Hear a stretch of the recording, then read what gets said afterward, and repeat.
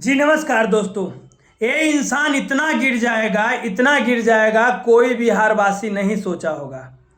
इससे तमाम दोस्त नाराज हैं, इनसे कितने लोग नाराज हैं। आखिर ये बीजेपी का चोला ओढ़ ही लिया। मैं मनीष कश्यप के बारे में बात करना चाहता हूँ। मनीष कश्यप एक दो दिन पहले वीडियो बनाकर एक मैथ का टीचर हैं विपिन सर, उनके बारे में, उनकी पत्नी के बारे में, उनके बारे में तो बोलता ही रहता है, लेकिन उनके पत्नी के बारे में ये इंसान कितने बुरे, कितने कैसे कैसे बात बोल दिए। और उनका पत्नी जब इनको रिलाई करना शुरू किए, इनका पत्नी जब बोलना शुरू किए तो मुंह बंद हो गया। क्या आप वीडियो बनाकर बोलिए ना, आपको हिम्मत है तो। मनीष कश्यप जी, किसी की माँ को बारे में आपको बोलने का कोई अधिकार नहीं है, क्योंकि विपिन सर की पत्नी किसी का माँ है। किसी का बहन के बारे में बोलने का अधिकार नहीं है मनीष जी आपको, क्योंकि विपिन सर की पत्नी किसी का बहन है। किसी के बेटी के बारे में बोलने का अधिकार नहीं है, क्योंकि विपिन सर की पत्नी भी किसी की बेटी है। क्या कोई भी आपको, आपकी माँ के बारे में कोई बोल सकता है? आपकी बहन के बारे में कोई बोल सकता है? अगर कोई बोला, अगर कोई गंदी नज़र से कोई आँख उठाकर देख लिया तो उसे आँख निकालने का काम कीजिए। लेकिन मनीष जी, आप पढ़े लिखे इंसान हैं, आप बिहार को बदलने चले थे। आप समाज को कैसे बदल रहे हैं? आप समाज में कैसे कैसे बात फैला रहे हैं? मनीष जी, आपको हम लोग भी चाहते थे, लेकिन अब नहीं चाहते हैं। अब हम नहीं चाहते हैं आपको। क्यों झूठ बोलूं? आपको कैसे चाहूं? आपको कैसे चाहूं? मनीष जी, आपने एक रात में जो इतना बड़ा फैसला ले लिए, बीजेपी का चोला पहन लिए, आप तो डरने वाले इंसान हैं। आप तो डरपोक निकले, आप तो पलटू राम निकले। तो आप पर कैसे विश्वास करूं? हो सकते हैं बिहार को आप बेचने का काम कीजिएगा रातों रात। कैसे आपको बिहार के लोग आपको बिहार कैसे सौंपेगा?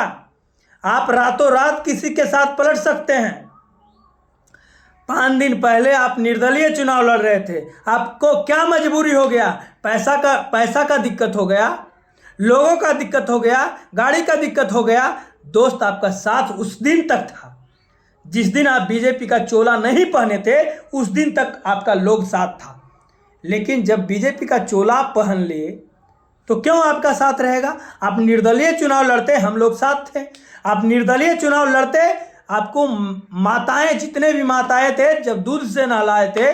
लेकिन आपका तो क्या मैं बताऊं, आपका तो बोली ऐसे ऐसे बात सिर्फ बोलते थे, हिम्मत नहीं था आपके पास क्या? अरे आप क्या बिहार बदलिएगा? आपके से तो शिक्षा विभाग नहीं बदला। आपसे तो अच्छा गोल्डन दास निकले, जो मुंह पर जाकर किसी को बोलने का काम करते थे और दलितों के साथ लड़ने का काम करते थे। मैं गोल्डन दास को सैल्यूट करता हूँ। मैं वही गोल्डन दास से सीखना चाहता हूँ कि आप लड़ना जानिए। गोल्डन दास जिस तरह से लड़ने के लिए लड़ते लड़ते बेचारा जेल चला गया, भले उससे माफ़ी मंगवाया गया, उससे कोई फर्क नहीं पड़ता है, लेकिन गोल्डन दास एक गरीबों का मसीहा है।